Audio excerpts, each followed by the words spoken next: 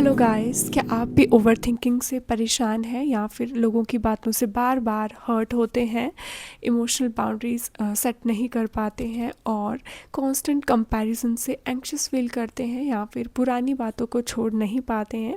तो ये वीडियो आपके लिए है। इस वीडियो में मैं एग्जैक्टली आपको बताऊंगी कि कैसे इन इमोशनल प्रॉब्लम्स का आप रियल सॉल्यूशन ढूंढें।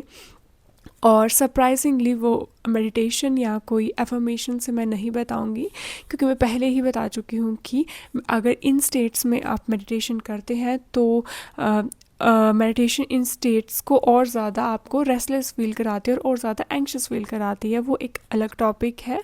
सो इसका सॉल्यूशन है five basic behavioural yogic principles.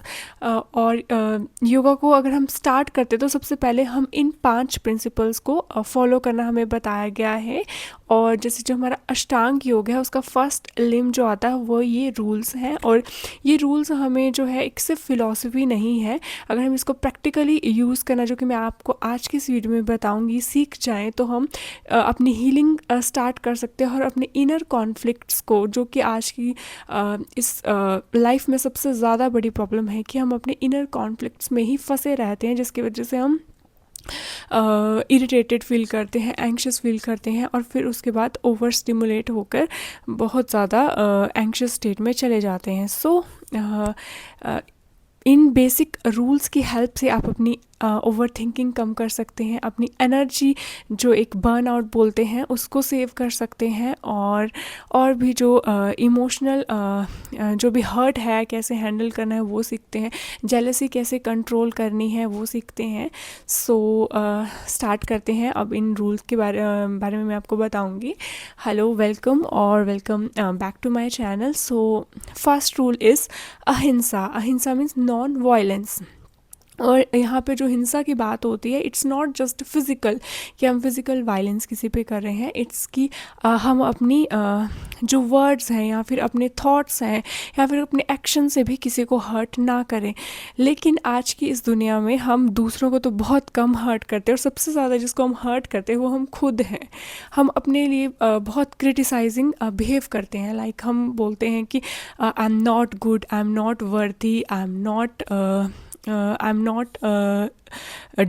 Don't deserve this. And हमें किसी दुश्मन की ज़रूरत नहीं है कि वो हम पे वायलेंस करे, हम खुद पे ही वायलेंस करते हैं।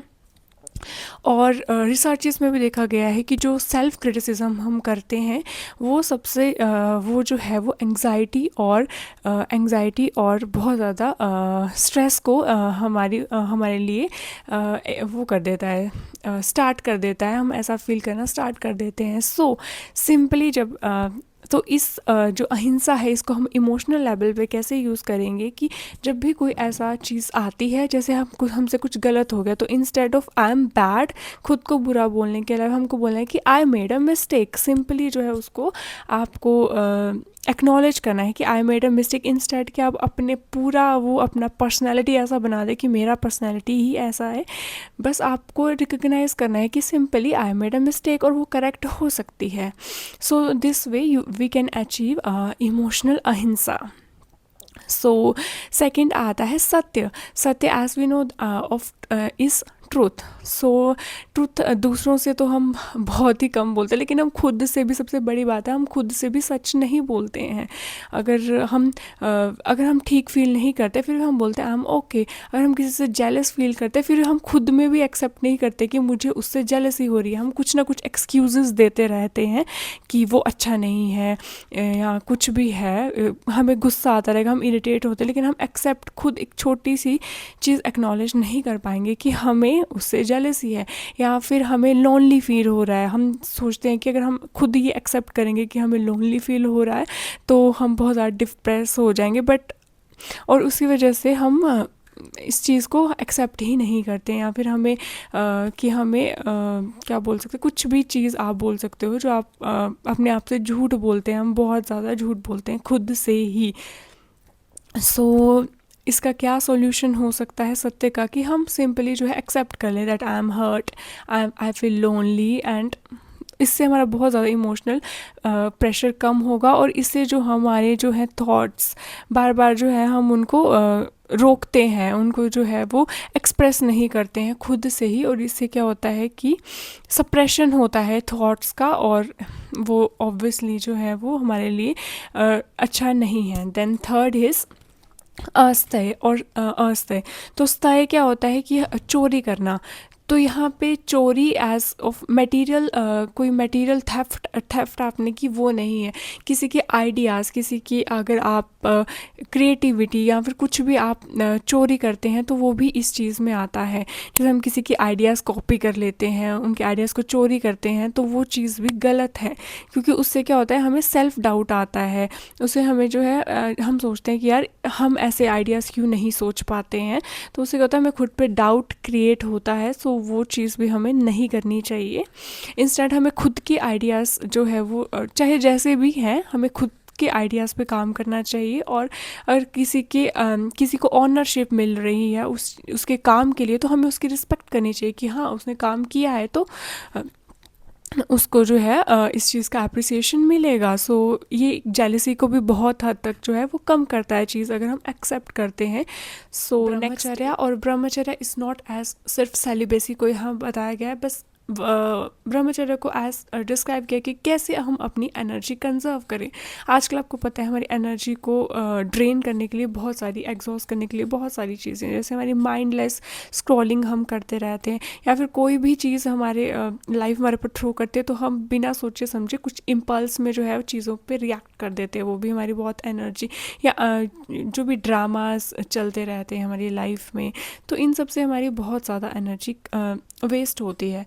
तो हमें अपनी एनर्जी कैसे कंजर्व करनी, तो नेक्स्ट टाइम अगर रिएक्ट करने से पहले just pause and think that is it really worth my energy. So इससे आप अपनी एनर्जी प्रोटेक्ट कर पाएंगे।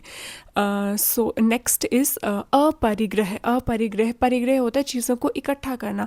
तो इस वैसा बोला गया जैसे मटेरियलिस्टिक, या फिर चीज़ों को मतलब जितना हमें ज़रूरत है, जैसे आजकल चला है ना कि मटेरियलिज्म ज़्यादा नहीं करना है, तो मतलब जितना हमको चीज़ें चाहिए हमें सिर्फ उतना ही चीज़ें रखनी चाहिए। हमें एक्सेस चीज़ों की एक्यूमुलेशन अपने पास नहीं, परिग्रह करके नहीं रखना चाहिए। बट मैं इमोशनल लेवल पे बता रही हूँ, तो इमोशनल लेवल पे ये चीज़ कैसे हो सकती है कि जो भी पुरानी हर्टफुल किसी की बातें हैं हमने उसको परिग्रह करके रखा हुआ है।